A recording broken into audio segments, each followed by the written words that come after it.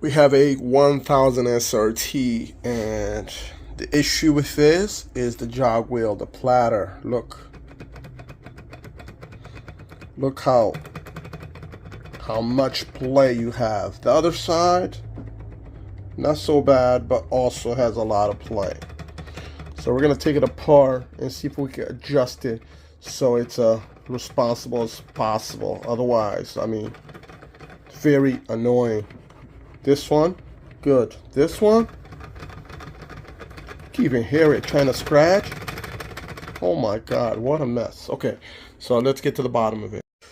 So just wanted to show you guys as well that I have two other SRT 1000, and just to test the platter, look at that. Barely moves, right? Look at that. Very firm. Very firm. Same thing, this other one. Look at that, very firm. Not much juggle. So this is why I know my other SRT 1000 has an issue. So I'm going to try to make it as tight as these. Okay, so we got the platter out. And now you can see the spaces are in between this. So this is what controls it. So if it's too far back, which it is, it's gonna do that. See that? Far back. So, see that? So we need a way to push these forward in order to limit the amount of gaps. Okay, so we've taken both of these out, and now we're looking at this, which we're gonna push it forward as much as we can without breaking it. Just so when we put the wheel in, it's gonna be perfect. Same thing with that one. So it's three of them. There's one more. Let's keep rotating. Let's see. Oh, actually, I already did that one. So it's 1, 2. Yep, there goes the third one's right here. Which this one doesn't really move. This one stays in place. Now, our next issue is these little pins here.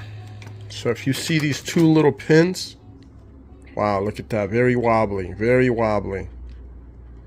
So I'm gonna try to remove this platter to see if we can make this harder, but this is actually probably one of your #1 concerns. These, not so much what I just bent forward, but these as well, they play a big part. So I'm gonna be removing these two screws to try to tighten them up.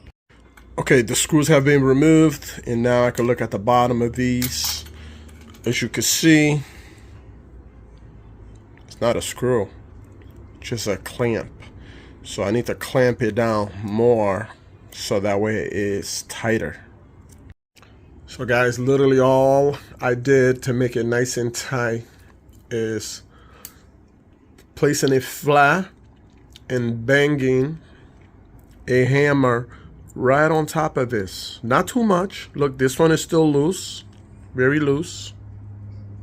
Haven't done it yet, but this one has been done. I mean, it's freaking tight, very tight, not even moving at all. So we're gonna do the same thing with this one. You want to leave it so it spins a little bit, but not much. Okay, both have been done, and I also applied some white grease. If you have white grease, it's great. This is the white lithium. I use it everywhere, literally.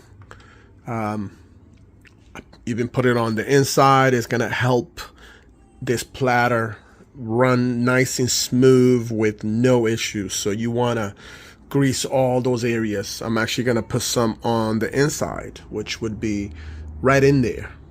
So let's do that now.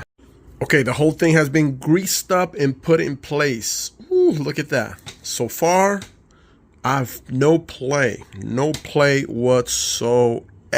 Nice and tight. And that is what you want.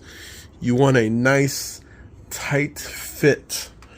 And now we're gonna put this on and Same thing. Make sure that is not too loose, you know, a little play, but you don't want it to be extremely loose. So that goes in first. And then get one of the sides popped in. Let's get the other one popped in. It looks good. I mean, you see that? Don't even hear any sound at all. But look at that. No more play. It's just freaking perfect. Just like it came from the factory. Okay, guys. So if your platter is doing the exact same thing, that's what you want to do. You want to get it nice and neat and tight and clean. And then put some grease. Let it do its thing. So thank you for watching. Like and subscribe for more videos like this.